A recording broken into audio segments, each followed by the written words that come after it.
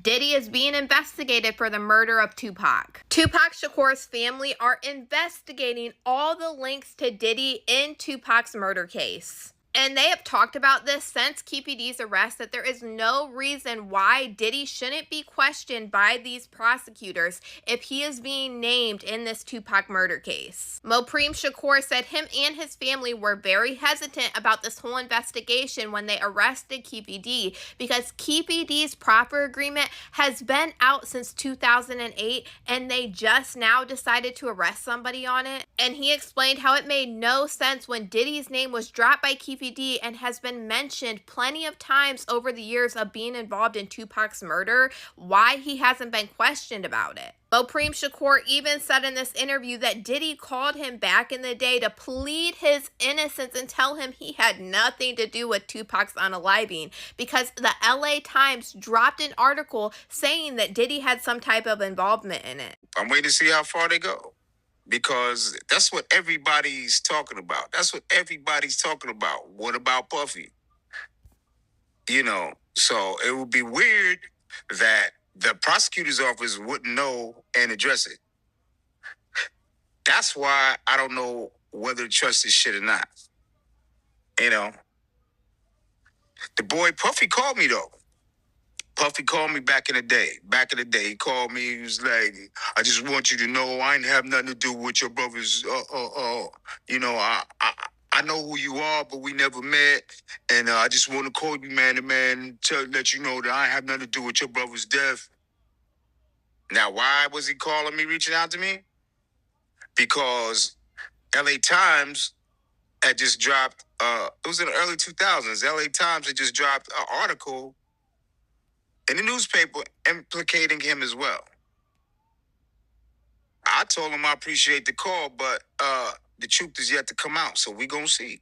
And I wholeheartedly understand Tupac's family's hesitation with this whole trial, because it doesn't make sense that they waited this long to arrest KPD. This proffer agreement that was recorded back in 2008 that they are now using against KPD, he said that Diddy allegedly offered to pay him $1 million to take Tupac out, but he ended up not getting the money because Diddy gave the money to this man named Zip, and this man took the money and ran off with it and bought a nightclub. And back around the same time, this man did buy a nightclub and he called it Zip Code in Harlem, New York. And now this man has passed away. But back before he passed away, they actually tried to wire up KPD to go to Zip and try to get him to confess that Diddy gave him all of this money to take out Tupac.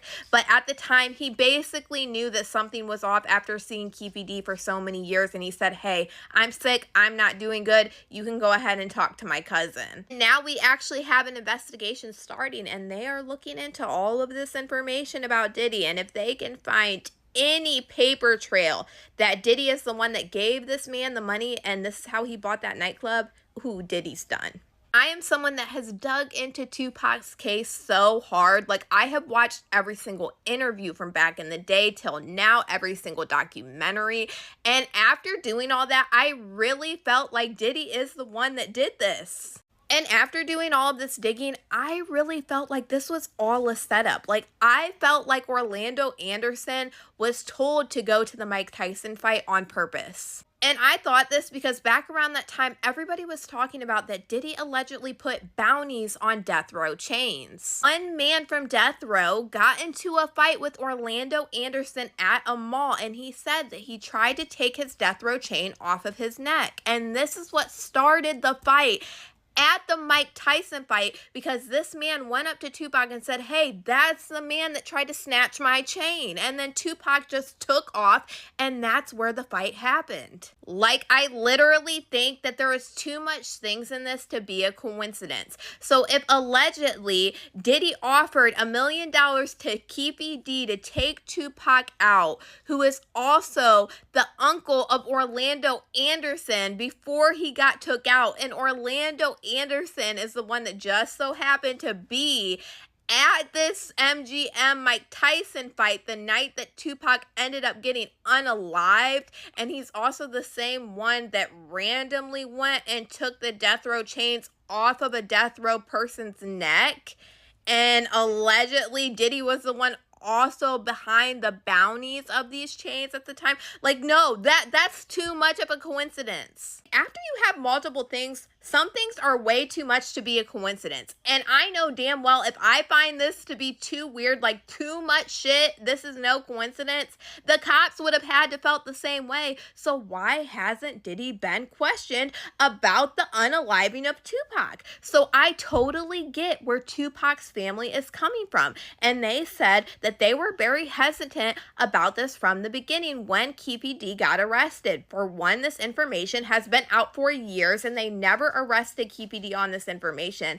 And for two, Diddy's name has been brought up for years, and KPD also brought Diddy up in this proffer agreement that they used to arrest KPD. So why the hell didn't they question this man? Tupac's family picked the perfect time to do this because Diddy is already being investigated by the feds for years back. I mean, for everything. So I really think that this can help Tupac's family just because we've also heard that the prosecutors that are against Diddy right now are already talking for some reason to the prosecutors on Tupac's murder case. Now, they're not going to explain to Tupac's family why this is happening or what is happening because it is an ongoing investigation and ongoing court trial, but this might actually help. And since they're already investigating him, you never know what they're going to turn up because they are investigating Diddy years and years